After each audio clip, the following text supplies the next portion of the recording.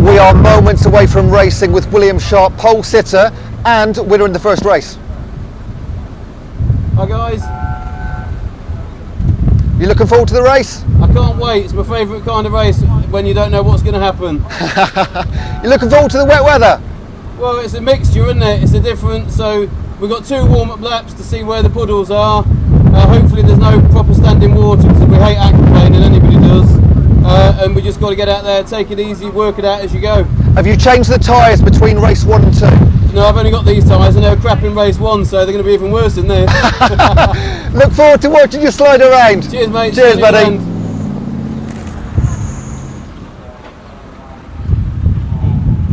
77. Who have we got? Steve. Steve, yeah. How you doing? Put your window down. Come on, we need to speak to you. Second in race 1. Can you catch the man behind you on the grid? Well, I'll give him his best shot. He is a bit die-hard, and so there's a good chance he'll make a mistake. It's wet. And silly question, how are you anticipating the conditions to be? Yeah, just a little bit damp, I think, and a bit slippery, so careful. He won't be careful. have a fantastic race. I'll try. Right, let's try and find an older MG. Here we go, number 53. So, F-class winner in race number 1. Can we get him to get his window down? Mark, can we get your window down? We can indeed, fantastic. Winner in the F-class in race number 1. Looking forward to race 2, slightly different conditions underfoot.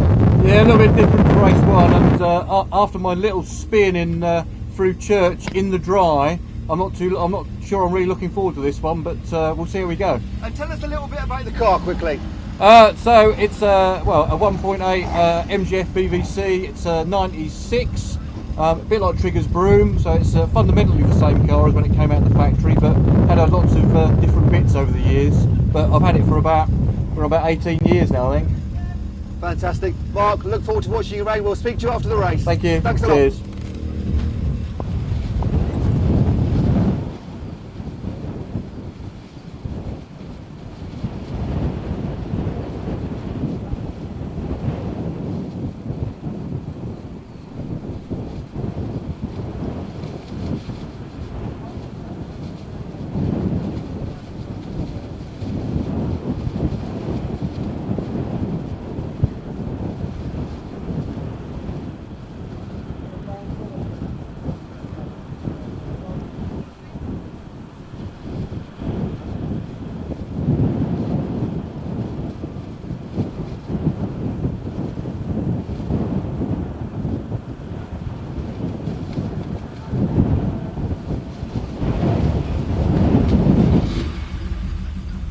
Jim, very much appreciate your time so close to the race. How are you getting on? Well, it's going to be a little bit different to the first race, but I just hope everyone keeps safe and all the cars come home and we put the end to what's been a pretty decent day, really.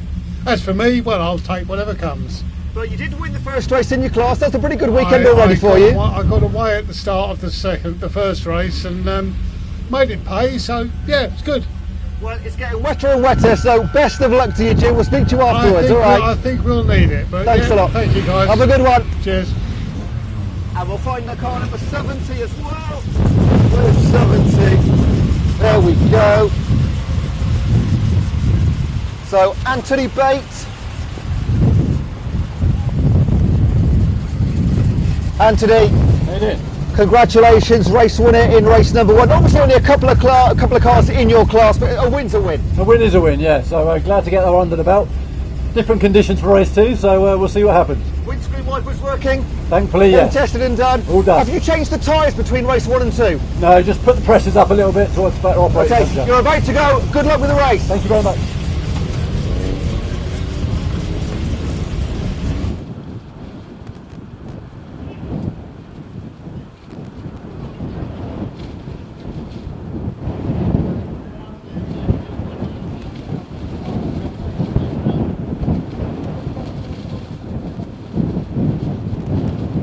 stick my gear rod the first race, sorry, and then I didn't have third gear at all, and I lost second halfway round, so I'd done as much as I could in fifth and fourth.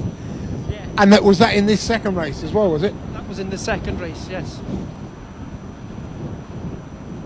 Well, at least you managed to bring it home in third place, so you got some points in the bag, and moving onwards now to your next round, of course. Yes. I'm quite happy really that I finished fourth, with just fourth gear. Well, we did talk earlier on. We said maybe you should stick it in fourth gear or whatever, and just keep driving it around, because with Thruxton being such a big circuit, you only really need the gearboxes at the chicanes and stuff like that. So if you can find the right gear, you can keep going. Yes. Fourth and fifth is what I've used all the way around. I just needed third to come out the chicanes, and unfortunately I didn't have third, but it's okay. We've managed. Well done indeed. Congratulations. Thank you very much. There you go then, Chaz, our top three from the Welsh racing drivers. They are, I think, itching to get out of the Parc Fermé and get back to the trucks. But back to you then for this final race, the Lancaster Insurance MG Owners Championship. Thank you very much, mate. We have number 66, William Sharp, on pole position alongside Steve McDermott. They will be going straight back into battle after that very exciting first race. Simon Kendrick in the 42 car, the MGF, starts in third position. Jack Woodcock in car 24 starts fourth. We then have Phil Walker, car 83, starting in fifth, ahead of Mark Grant in car 46. Then it's Mark Baxter in the 53 machine, ahead of Jim Bainham in car 2, ahead of Paul Wisby, car 8, and Christopher Pollard, car 28, rounding out top 10. Then it's David Amphlett in car 14, alongside Nick Golar in car 12, P12 as well. Chris Millard, car 11, lines up alongside Anthony Bate in car 70 on row 7, ahead of Greville Dare in car 63, alongside Christopher Flukes on row 8. Then we have Alan Forster in the 39 machine in the Maestro, and at the back of the grid we have Fergus Campbell in car 60. Now they're getting 2 green flag laps here because of the conditions, very different to what they had earlier, so it's giving the drivers a chance to just see what it's all feeling like underneath them out there. And it looks to me actually like we do not have Alan Forster in the Maestro at the back, number 39. We've got the number 60 machine of Fergus Campbell really being flung around at the moment. Obviously I must mention Andy Heitman qualified that car earlier on in the day. He's sharing it with Fergus Campbell today. So because Fergus didn't qualify the car, he starts this race at the back of the grid, because he had no result to go from in qualifying. The results are done via, well, per driver instead of per car.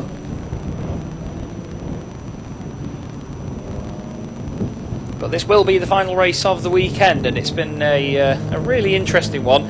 So much variety in the cars that we've had out on track, and of course the trucks as well. We've gone from the very small Mighty Minis Championship all the way through the multiple Caterhams. We've had the Carbonate Hyundai Coupe Cup, the BARC Red Series, the Welsh Sports and Saloon Car Championship, giving us great variation in the cars that we've had out there, and of course now the Lancaster Endurance MG Owners Club Championship, as well as the British Truck Racing Championship, being the real stars of the show this time round.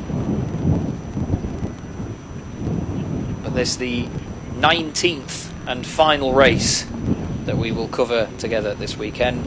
Myself, Chaz Draycott, and John Ward, who has done a sterling job over in the pit lane, I must say, John. It's you've saved me worrying about knowing who's who a bit too much with knowing drivers off by heart and so on.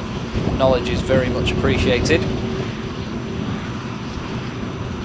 And a quick moment as well just to thank all of the marshals and officials as well again, because you've all been absolutely outstanding this weekend, and the fact that you've braved it out through these conditions as well really does mean a lot. The Orange Army forever will be some of the best marshals in the world, I'll tell you that. And this bloke here in the very fluorescent yellow as well, you should train to be a marshal, it suits you. But it's orange, not yellow, I'm afraid, mate. It'd be the wrong uniform. Either way, we've got the MGs coming through the final corner now, and someone else that looks good in orange is, well, the top three, to be fair. Sharp in the black and orange car. Although McDermott's car, it's almost red really, but it's the little Tiger, the MGF number 42 in third place, being driven here by Simon Kendrick, that really looks the part in orange. Headlights ablaze for most of the field as well.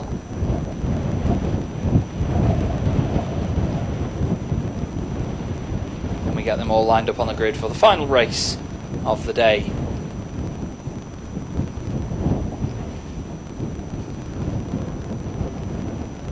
As you can see though, another great variation.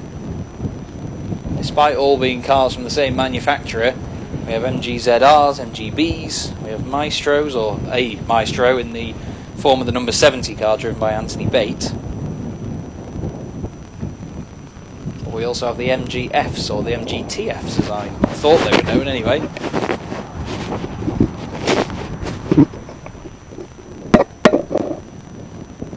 Just lining the last couple of cars up now, just 4 more to get on the grid.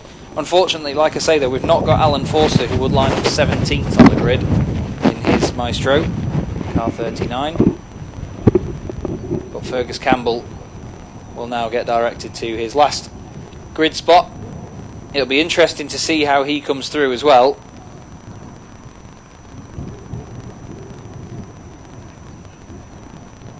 See how many places he can gain. The green flag is waved at the back of the field. The lights come on and the final race of the day here at Thruxton is underway. And it looks again like Sharp has had a poor getaway. Kendrick goes across the front of him and it's McDermott that leads him away. Woodcock gets a good getaway too. He tries to go around the outside, doesn't quite do anything with it yet. But it was a very, very good start indeed. And again, a poor start by Sharp. It's had an absolute nightmare getting the car off the line in the dry and now in the wet as well. We've got a very blurry camera view on the feed down at the complex. It's very wet indeed. I don't have a clue who's in the mid-pack and how they're getting on, but I know that it's McDermott leading Woodcock and then Kendrick as they go through Seagrave. It does look like a sea as well. There's that much standing water there. There's a car flying through the inside of them. Who on earth was that? I think that was Golar. Really aggressively coming through the field there. But the number 8 machine of Paul Wisby just ahead of Anthony Bate in the other Maestro as they go through Noble. Leaders all together. Top 3 starting to break away. Sharp not into the rhythm yet, unfortunately, but he won the first race earlier. We'll see whether he can do that here. McDermott going well though at the very front of the pack. This is the first time through Church though at racing speed. How are they all going to get on here? Who's going to be more cautious? Who's going to absolutely send it through there? Looks like Sharp has actually been caught up by, I'm pretty sure it is Golar just behind. Looks like the yellow car. Golar in the number 12 machine.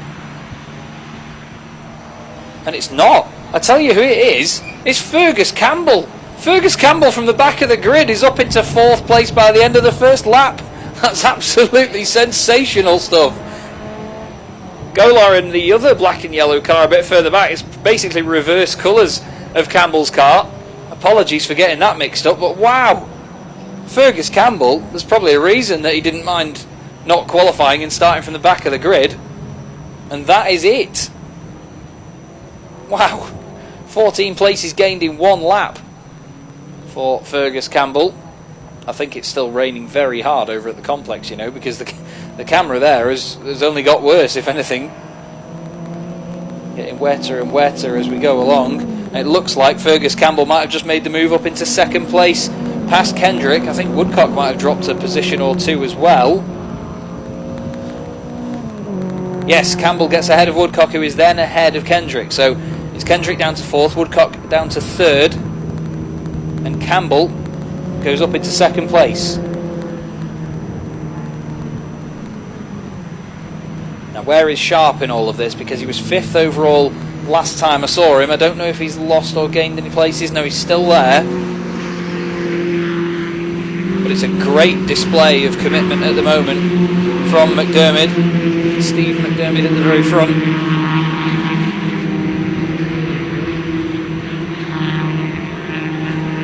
what a great first couple of laps for Fergus Campbell. I'd be very intrigued to see how quickly he can catch up with the number 77 in the race lead.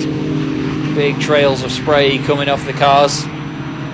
Kendrick's still leading the MGFs, that is the F class, and down the inside goes Baker on Walker. That's Phil Walker in the number 83, the grey and green car, running the oh so popular MG X-Powers colours, or X-Power colours from many moons ago. I remember when they first got the cars out for the 2001 British Touring Car Championship, when the BTC regulations came in for British touring cars.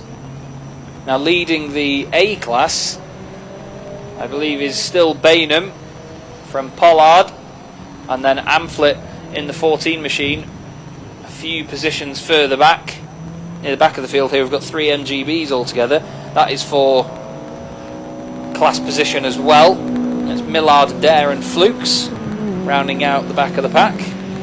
They just go crossing the line a few moments ago. Still 15.5 minutes of this race left to go though. It's a 20-minute race. There's lots of time for things to change again. There's still a little bit of spitting going on at the moment. I mean, from the rain, obviously the drivers don't get that aggressive. Yeah, we've still got a little bit down here at the start line. I'm back with you again, Chaz. I'll be up on the perch in a minute. Yeah, there's just a bit of drizzle, isn't there? Just lingering in the air. It's not going to go away until this race finishes, is it? Looking at the sky behind you, there's a bit of a clear patch coming in. So, yeah, I think we got wet this for the end of the race.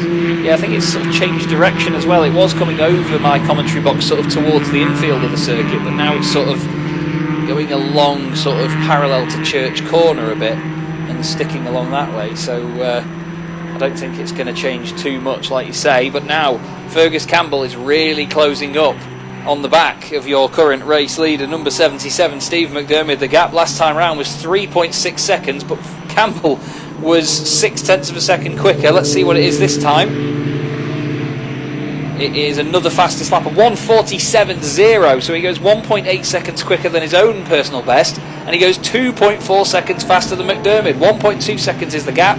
Kendrick is up to third, ahead of Sharp and Baker and Walker, and it's Woodcock that has really dropped down the order here. I do not see him coming through, as we've got a slippery surface flag being waved at the final corner here. Oh, as the 28's gone into the wall hard, I've just looked out the window to the right, and the 28 of Pollard has gone into the wall big time at the final corner here.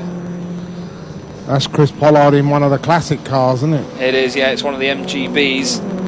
Pollard's car, specifically an MGB Roadster, one of the cars safety car. I'm not surprised. It's in a very very odd place. And also, actually, I've seen Woodcock's car, which is behind the barriers, and there's a lot of smoke coming off it.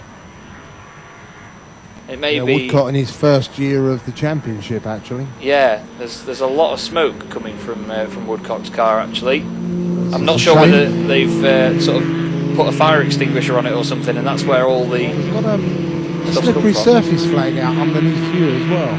Yeah, they've got those just around the final couple of corners as well. So lack of adhesion is the official regulation. So not oil flag anymore like it used to be. Well, the lead changed as well on that lap. So Fergus Campbell from the very back of the grid has taken the race lead, and everybody now slowing down as they get to us here at the chicane. I just caught the end of the incident where Pollard went in, unfortunately. I didn't see what led up to that.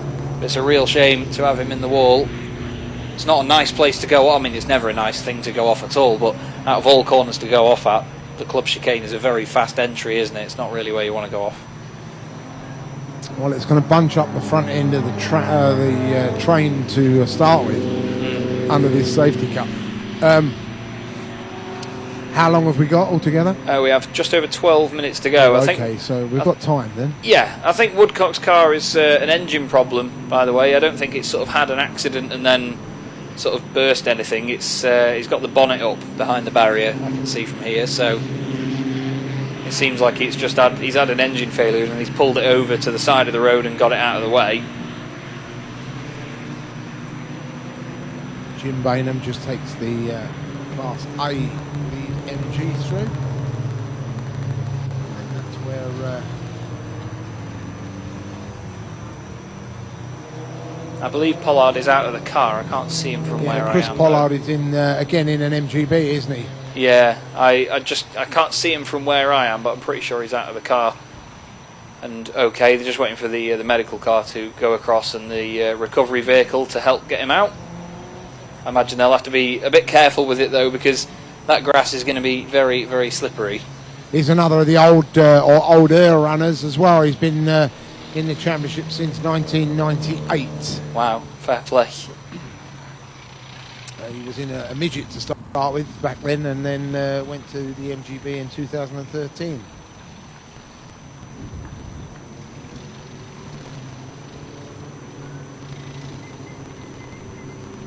Yeah, we've got a multitude of yellow flags all around, obviously, with the safety car boards out as well, as they now prepare to get Pollard's car out of the barrier. It's definitely clearing up again now. The rain seems to have stopped here, but there's a lot of dotted grey clouds about, so I imagine we may not have seen the last of it.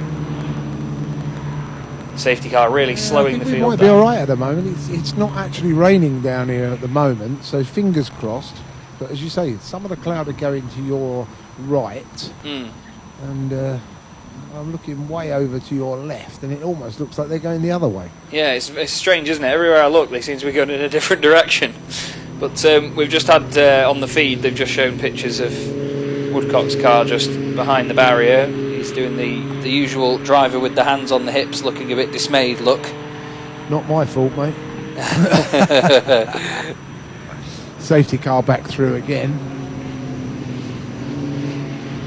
Yeah, I think it'll be another, maybe the next lap. I think they're just going to try and put the tyre barrier back together, because he certainly made quite a mess of it, and they're just towing the car across the track now, just trying to get it out of the way of everybody else as quickly as they can. Good patience from the other drivers there. That's Anthony Bate in the Maestro, just ensuring that he didn't get caught up behind that. But there is a big gap with the field, even behind the safety car here. Some of them really do need to actually pick up the pace now and catch up to it again, because they've spread out into these little groups, which is not an ideal situation to be in for any of them, really. It's almost like the virtual safety cars that we have occasionally, where they not close up, where they just continue circulating at the speed they're at. I tell you what, actually, I've just had live pictures there. The cameraman out of my window has just done a great job of capturing the front end of the 28 car, and it's held up incredibly well for how hard it's gone in the barrier. You know, it looks like it's literally just bent the sort of, what would they call it, like a bumper bar on the front of it. It's just bent that slightly and bent the bonnet up a little bit. Hear a little bit of clapping and applaud down your end, so I take it the driver's out of the car. Yes, yeah, they've towed the car completely off the circuit now. Okay, It's in the infield. They're just repairing the barrier right now and getting that done. But yeah, the car's held up incredibly well. It's just like a smashed headlight, bit of a dinted bonnet and bumper, and that's about it. It's done incredibly well. I made them tough back in 60s. They made. I'm not even going to try and replicate that. You did that so well, I could never beat it. It's been down here talking to these truck drivers all day, I'll tell you. Yeah, indeed, yeah. Fair play. Well, still, we have time left in the race then to go. 7 minutes, well, just under 8 minutes actually, or 7 minutes and change as we may call it. But it's certainly going to be a nice dash to the flag here, but I'm amazed by Fergus Campbell. Started at the very back of the grid, and he's been absolutely flying throughout this race. Like I say, the first lap he gained 13 positions, starting 17th on the grid, getting right up to the sharp end of things. And now he leads the race after taking it, very importantly, from McDermott just before the safety car came out, because I think if he was stuck behind him now while the safety car is here, at the restart he could potentially get caught out by either Kendrick or Sharp behind him trying to take advantage. So he's done a mega job there, has Fergus Campbell. Here comes the lovely Ford Focus safety car through once again. It's across the line. First of the F-Class cars, by the way, the wonderful little Tiger that is the number 42 car of Kendrick, and then the lead B-Class car, or sorry, A-Class car, is the number 2, which is being driven by Jim Bainham. And then in the B class, of course, the Maestros, there's only the one of them now, which is number 70, Anthony Bate. He is in 9th position. I'm going to keep my eye on the safety car when I can see it and see if the lights go out, so we can confirm that this will be the next lap in, although the barrier isn't actually back together yet by the look of it, so I'm not sure that this will be the last lap of safety car. Like I say, so it's out of the complex at the minute, going down towards Noble, down the bottom end of the circuit. So yeah, I've just got it on the stream now. They're just going through Seagrave. Yeah, we've only got 30 seconds, 40 seconds, and they'll be back with you, I guess. Well, the again, like, just I'm amazed as we get live pictures on the feed of the barrier being repaired. I'm just amazed at how well the car stood up compared to how the barrier has taken a real hit. It's really been ripped away, but they're just getting it. Actually, they're putting the sort of the face of the barrier on now to hold it in, so that should be done any moment now. They're just screwing the necessary bits in. Always a problem when you get barrier damage, because you know, we know there's only 5 minutes of racing left, but there's nothing to stop somebody else doing it straight away on the next lap. That's it, so yeah. You know, you may say, the track as safe as possible. Well, that's it. You know, you could just say, oh, stuff it, let's just get on with the race. But at the same time, you know, safety's the priority, isn't it? You know, any of the drivers could have an incident, and they say lightning never strikes in the same place twice, but you don't want to tempt the fate, because when it happens, but they've not been motor racing, have they? Well, exactly, yeah. That's the thing. You don't want to tempt fate, because when it does happen, then it'll just be people saying, well, it's too late, you should have done this, that and the other. Anyway, it looks to me like the safety car's lights are just about to go out, because all the vehicles have cleared the circuit. The marshals are all safely behind the barriers once again, and the field has been backed up very well indeed. Coming in this time? Yeah, I've not seen the lights go out yet, but I imagine any second now they will, and he'll speed away from them all. How long have we got on the clock? We have 4.5 minutes, and the lights have just gone out, so the safety car is now moving. It's going to be about a 3-lapper then. It is indeed, yeah. It's going to be an absolute corker, this. I'd say about 20 seconds, maybe 30 seconds, and they'll be back across the line. Although it looks to me like Fergus Campbell has gone early here. He's thinking, right, a few brave spectators still out on the banking as well, so yeah, only getting their money's worth, and why not? Oh, indeed. I've only got one set of wet windows on this commentary box here, because the wind came so aggressively from one side. Anyway, Fergus Campbell's just attacked the final chicane very aggressively, but he's got a humongous lead on everybody else. Absolutely massive lead on them, because McDermott just didn't go with him. McDermott just let him leave the rest of the field behind, so Fergus Campbell goes through. Sharp's already making the move up to third. He's gone up the inside at Allard, so Kendrick's gone down a place. Yeah, Kendrick not able to defend that, unfortunately. A bit further back, we've got the other drivers just filtering through, taking it nice and calmly. I think we've got Golar going down the inside of Millard as well. That's car 12 overtaking car 11. Sharp has gone deep into the complex, so there's a number of them that have gone deep at the complex. Baker being one of them in the MGF, and Kendrick goes back up into third place. So Sharp pushing a bit too hard on this opening lap. No rain on the screen, I guess, and pushing on again, but still quite a lot laying on the road. Yeah, indeed. It's very deceiving for some of them. You know, they get this sudden confidence and they really push the car to its limit, but no, nothing going there. We're just about to hit the 3-minute mark, so we'll get 2 laps from this moment now. But fantastic race so far from Fergus Campbell. This has been an epic drive, and to be fair, I saw similar a few weeks ago at Donington Park, where there was a Mini being shared by 2 drivers. One of them qualified it on pole and won his race, and then he said, watch the other guy, you know, he's going to start from the back and he's going to win the race. It was a 35 car field and he was 5th by the end of lap 1. It was absolutely insane. It's a similar performance here from Fergus Campbell. Incredible pace from the get-go, and that restart, you know, I don't understand really why McDermott was so far back, because he saw Fergus go. He probably just thought, he's going to have to, you know, slam on again by the time he gets to the chicane, but no, he didn't. We've got side by side for 3rd place now. Actually, Sharp has got ahead of McDermott, and so too is Kendrick, so that's all swapped around.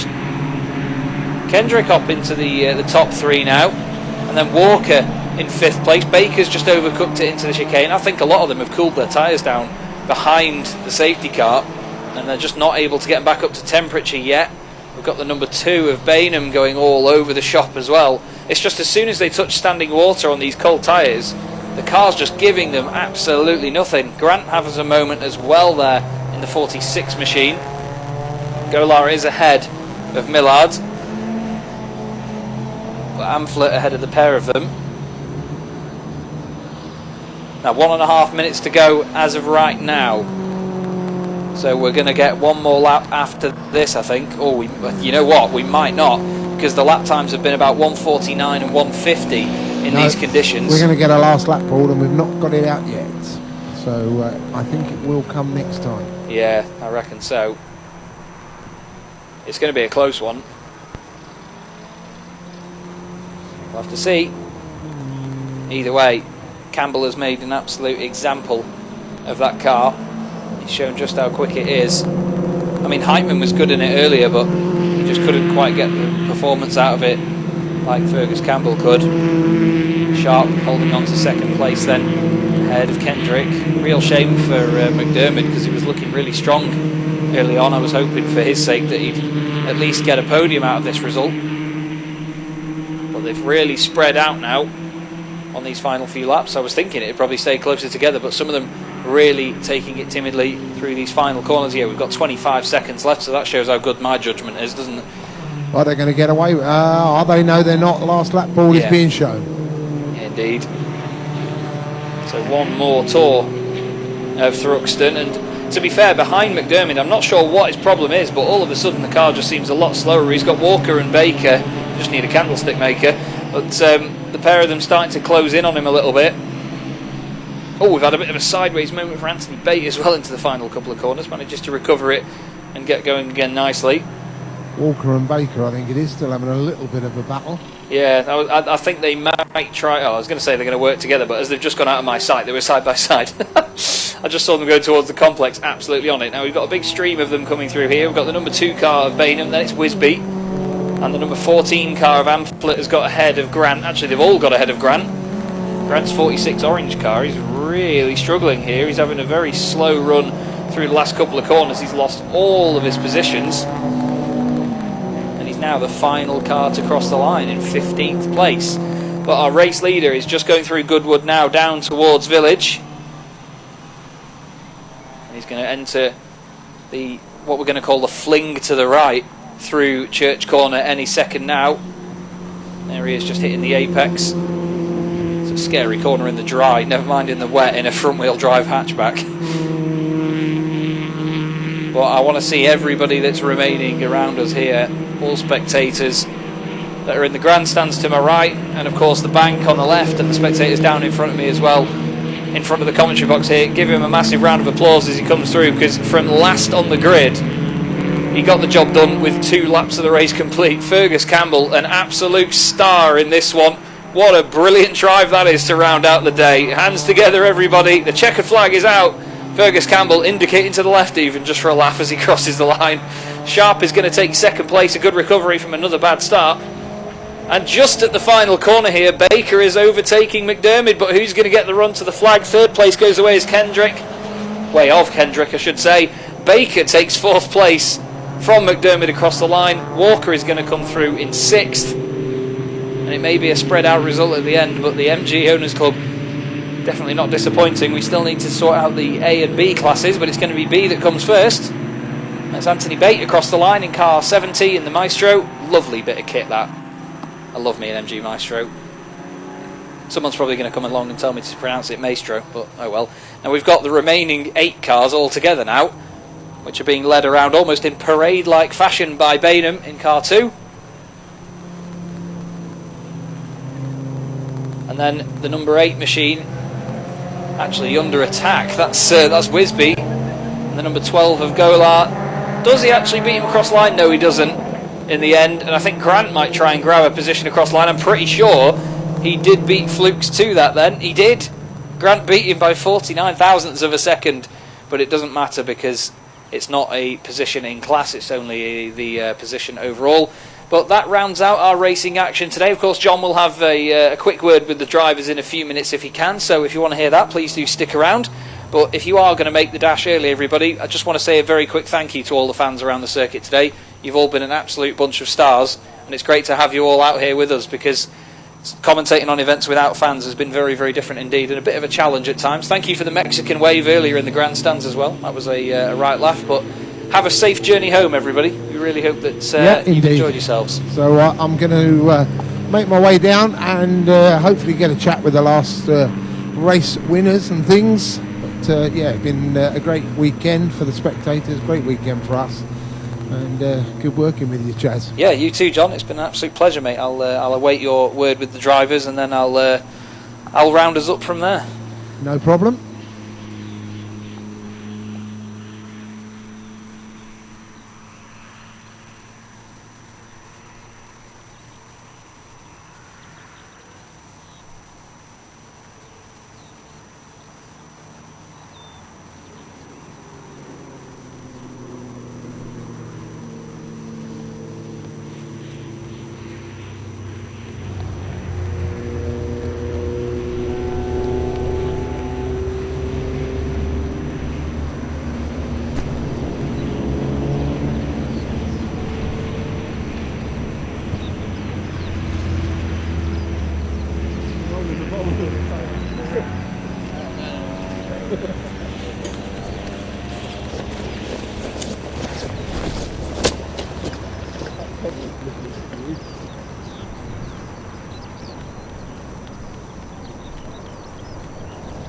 Well, it would appear, Chaz, the cars are going straight through Parc Ferme and not stopping, so we're not going to get a chance to do the interviews with these guys, unfortunately, so that about wraps it up from me. So thanks, everybody. I look forward to talking to you again around the circuit somewhere in the UK, I'm sure.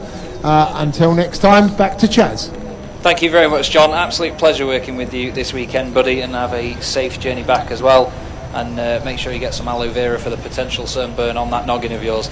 Either way, everybody, thank you very much for joining us this weekend. It has been an absolute pleasure to bring you the action here with the BARC and, of course, the BTRC here from Thruxton. Make sure you all have a safe journey home. Take it easy no matter where it is you are headed with the conditions that we've had today. But thank you once again for joining us. I've been Chaz Draycott with John Ward down in the pit lane, and we will hopefully see you again very, very soon. Thanks also to the marshals, by the way. You are all absolute stars, and without you we would not be able to go racing. So thank you for everything you continue to do every single weekend around the UK. But as for now, thanks again, and we'll see you again soon. Cheers. With Fergus Campbell down in the paddock, we tried to catch you in Parc Ferme, but you drove straight through. You're too quick for us. Quick on the track as well. Well, they actually waved me straight through. I thought they might want to weigh the cars or something. We spent a lot of time today making sure the car was the correct weight and everything else, but I think it was so wet they just wanted to go home, quite frankly. And tell us about your race. Well, I started at the back because I didn't do qualifying. The guy who owns this car, Andy Heitman, did qualifying in the first race, so it was for me to sort of see what I could do from the back, really, and I didn't really think that was going to happen, but it was a bit like the Red Sea. It was all kind of opening in front of me. It was a little bit like a C8 there, wasn't it? How did you find the conditions? Absolutely horrific. Couldn't see anything. You're just listening to the people in front to hear the exhausts. But once you get in front, then you can see. So I thought, well, if I can get going a bit further, then the further to the front I can get, the more I can see. That was my kind of rationale anyway. Well, like you say, starting from the back, I think you had to overtake about 14 people on lap number 1 alone, I think we saw.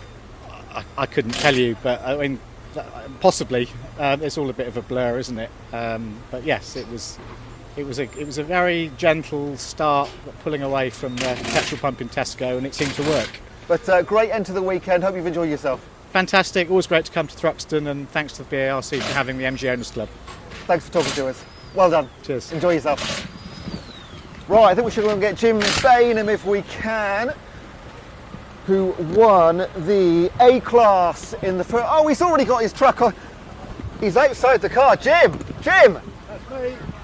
That's me. You're ready to go already? Well, yeah, I think the sooner we can get on the road, the better, frankly. Well, you did well on the road out of Thruxton today. Well, I don't quite know how I thought I was driving like an old woman, but I think probably a bit less of an old woman than all the others behind me. Well, you didn't just beat your class, you beat several in other classes as well, so you put in a great performance. Well, as you say, there's no fall like an old fall. So no, I can't say it was fun, I can't say I enjoyed it, but we got the job done. I do not believe that you didn't enjoy that, Jim. No, I didn't enjoy it, no. I've never been quite so glad to see a checker flag in my life. But no, there you go, you've got to do it, and I just feel sorry for Chris Pollard, who's buried it in the barriers, but oh dear, you know, We want to take the cars home in one piece. That's the main thing. Jim, fantastic racing. Great to see such a beautiful car on the track as well. Have a safe journey home. Good to see you, chaps. Thank you.